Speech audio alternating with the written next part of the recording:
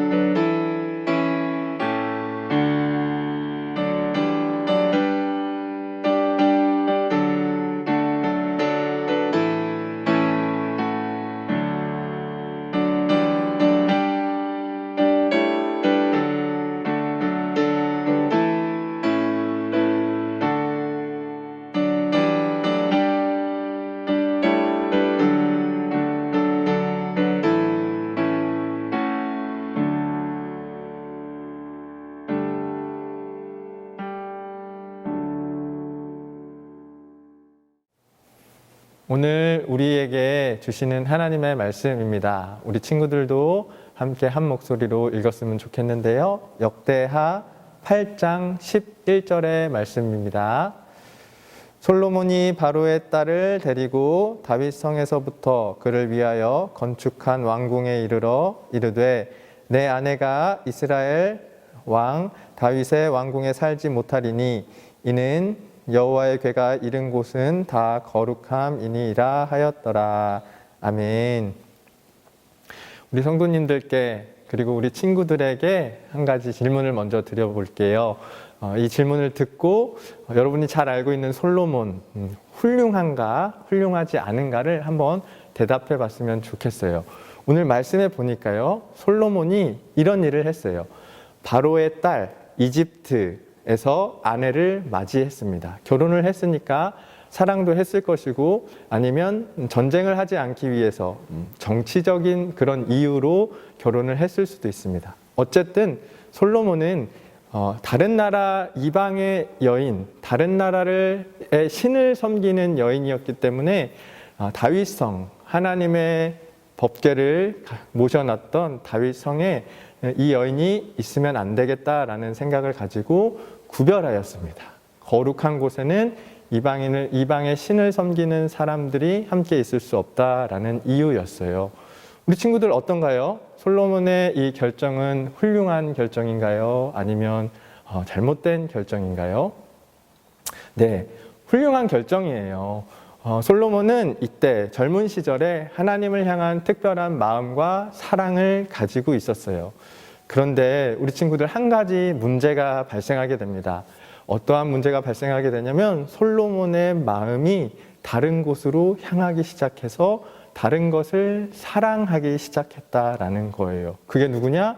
네, 구별해서 다른 곳에 두었던 바로의 딸, 그 아내를 사랑하고, 성경에 보니까 심지어 1000명의 여인을 솔로몬은 사랑했다라고 기록이 되어 있어요.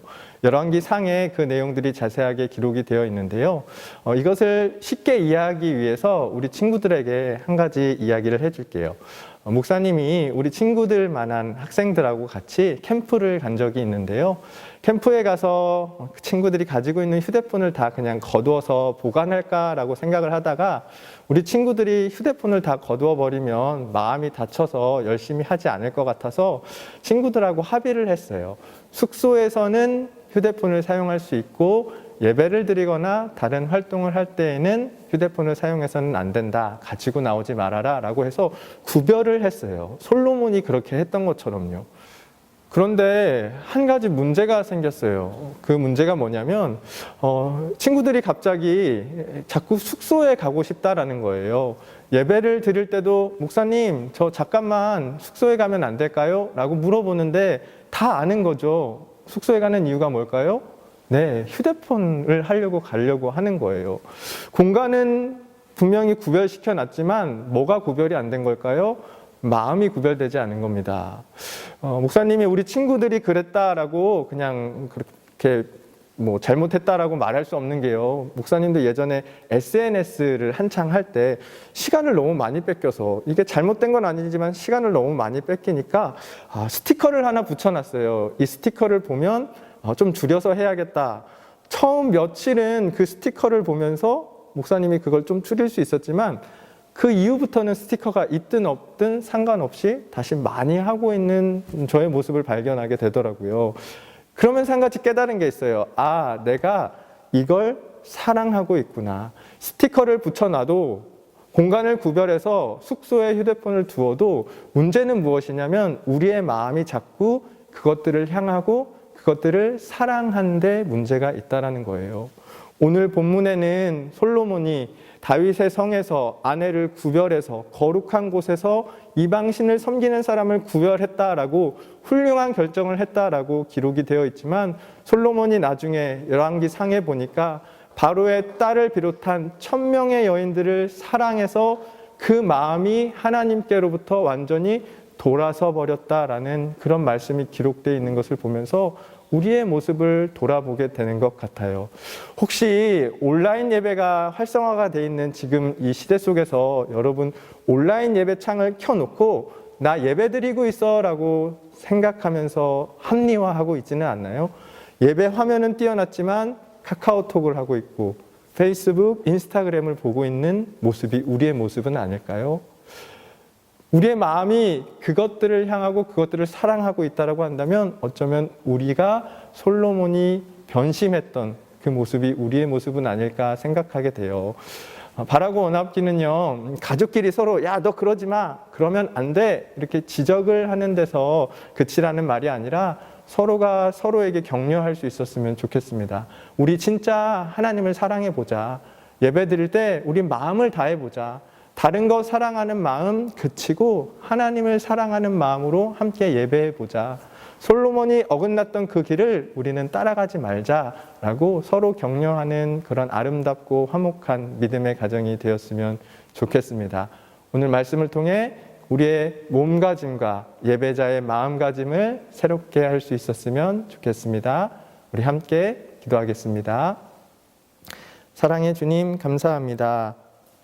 오늘 솔로몬의 이야기가 참 훌륭하게 들립니다. 거룩한 곳에서 거룩하지 않은 것을 구별했습니다.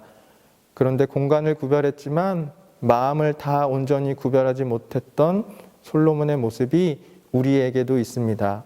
예배를 드리는데 자꾸 우리의 마음은 다른 곳을 향하고 그것들을 더 사랑하고 있지는 않은지, 우리의 삶 속에서도 예수님을 따라간다고는 하지만 예수님을 따라가는 척 하면서 사실은 세상을 따라가고 세상을 사랑하고 있지는 않은지 돌아보게 하여 주시옵소서. 이 말씀을 통하여 우리가 어떻게 하나님 앞에 서야 할지를 가르쳐 주셨사오니 온 가족이 서로 협력하여 서로 격려하며 믿음의 가정으로 화목하게 세워져 가도록 인도해 주옵소서. 감사드리며 예수님의 이름으로 기도합니다. 아멘. 주기도문으로 하나님 앞에 함께 기도하겠습니다. 하늘에 계신 우리 아버지여, 이름이 거룩히 여김을 받으시오며 나라가 임하시오며 뜻이 하늘에서 이루어진 것 같이 땅에서도 이루어지이다. 오늘 우리에게 일용할 양식을 주시옵고 우리가 우리에게 죄 지은 자를 사하여 준 것 같이 우리 죄를 사하여 주시옵고 우리를 시험에 들게 하지 마시옵고 다만 악에서 구하시옵소서. 나라와 권세와 영광이 아버지께 영원히 있사옵나이다. 아멘. 우리 가족끼리 함께 손을 잡고 함께 격려했으면 좋겠습니다. 이렇게 격려해 볼까요? 우리 하나님만 사랑하겠습니다. 다른 것 사랑하던 마음 돌이켜서 주님만 바라보겠습니다. 우리 그렇게 서로 격려하시고 오늘 하루 데일리 가정 예배를 드리는 이 순간과 또 그 이후의 삶의 모든 순간들 속에서 어떠한 결단으로 나아갈지 서로 이야기를 나누시고 특별히 우리 어린 친구들 축복하시고 꼭 안아주시면서 함께 기도했으면 좋겠습니다. 기도하겠습니다.